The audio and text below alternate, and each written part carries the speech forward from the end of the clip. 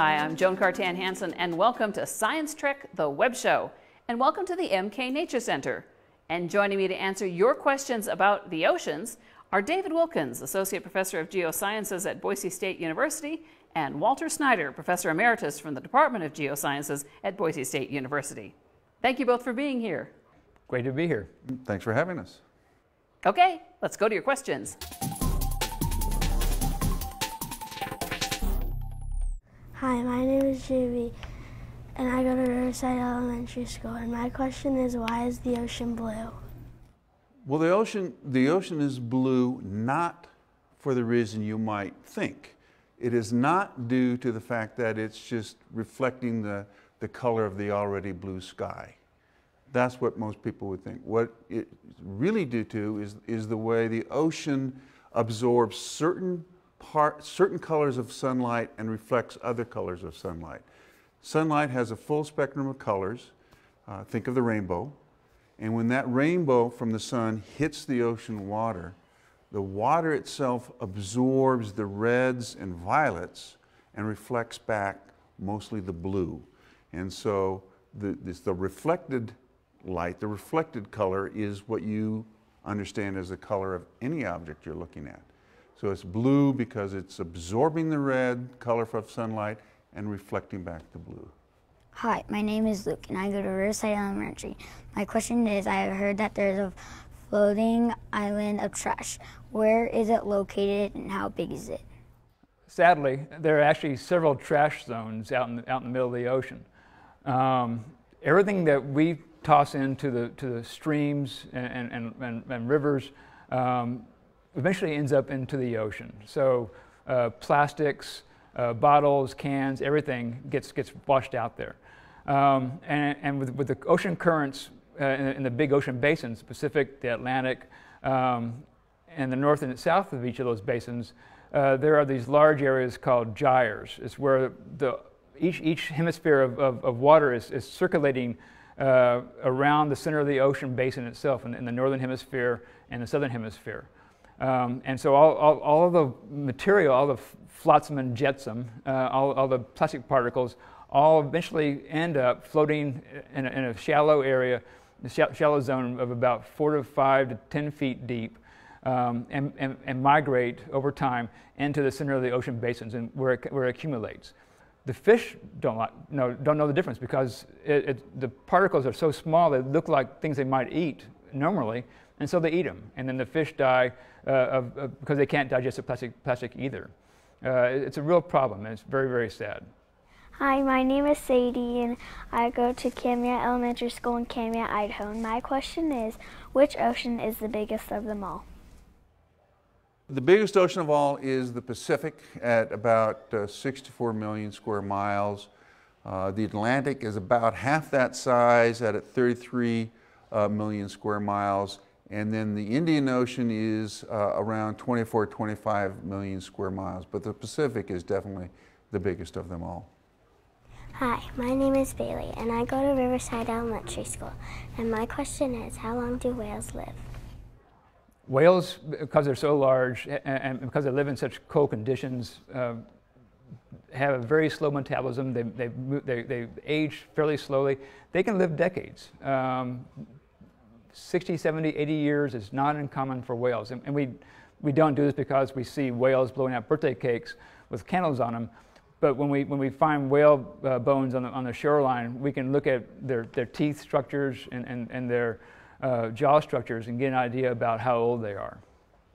Hi, my name is Megan. I go to Sagal Elementary School, and my question is, why does the ocean have currents? The ocean has currents fundamentally because of two factors: wind and the fact that the Earth rotates. Major wind circulation on the Earth is that winds tend to blow to the west at the equator and to the east at the poles, both the North Pole and the South Pole. So if you just right now imagine the Pacific, so the wind's blowing to the west across the equator, the water's moving from the Americas towards towards Japan and the Philippines and the Pacific side, and as it hits the the west side of the ocean, it then makes a turn to the north, flows all the way up north where it catches, then the winds are blowing to the east, and that also helps promote the currents then to move back to the east. Then they move down along in the northern hemisphere, down along, say, our coast, and then they go back across the Pacific again at the equator. Now what causes those to turn is the fact that when the Earth turns, the western moving water is forced to turn to the right. And so that the combination of the Earth turning and the winds is what creates these big ocean, what they're called ocean gyres, that have constant and consistent directions of movement.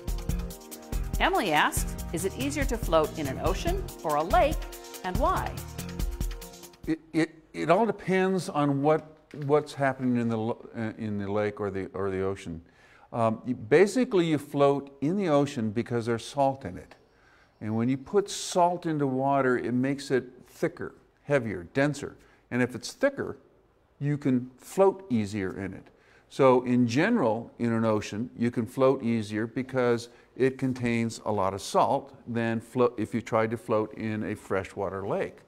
However, some lakes, such as the Great Salt Lake, are extremely salty, saltier than the ocean, and it's even easier to float there. So it's not just the difference between the ocean and a lake, it's the difference between salty water and fresh water. So the more salt, the easier it is to float because it makes the water thicker and it can support you.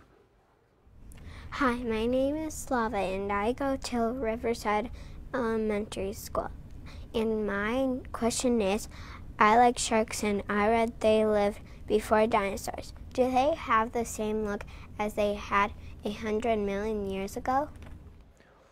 Pretty much. Sharks haven't changed much in their appearance since they first appeared in the fossil record over 400 million years ago. The one big difference is that they were much larger back then. You have shark species that were 50 feet long, which would be it's very hard to visualize and probably pretty terrifying to everything else that was in the water at the time.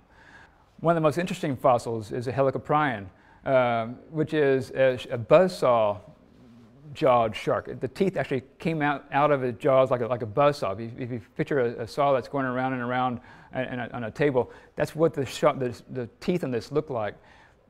The scientists at Idaho State University are the best in studying this, and they have several of the best fossils have come from eastern Idaho. Hi, my name is Ashley and I go to Riverside Elementary, and my question is, how do we keep the ocean water clean, healthy, and sustainable? I wish I knew. I wish we knew. I think we begin by treating the ocean with respect, maybe recognizing that the healthy ocean means a healthy planet for the rest of us. Everything that happens in the ocean eventually comes back on land, weather, climate, water, along the shoreline, a lot of our food. All that means that we need to have a healthy ocean to have a healthy planet. What we really need is we need to have more good, curious, interested scientists who want to study this problem, looking at how do we save, how do we protect and sustain the ocean. And we also need to have well-educated and listening leaders who can listen to the scientists and actually make the difficult decisions that are needed to make the ocean sustainable. I'm sorry, we've run out of time. My thanks to David and Walter for answering students' questions. Thanks for inviting us. It's been a lot of fun, and I look forward to seeing all these students in our classrooms in a few years. It's been a pleasure. I've enjoyed your questions, and keep on asking questions. And my thanks also to the folks here at the MK Nature Center for hosting us. Now, if you want to learn more, check out the Oceans area on the Science Trek website. You'll find facts, links, games, our Oceans broadcast show, and lots more. And every week, check out my blog for the latest science news for kids, all at idahoptv.org. Thanks for joining us. We'll see you next time on Science Trek, the Web Show.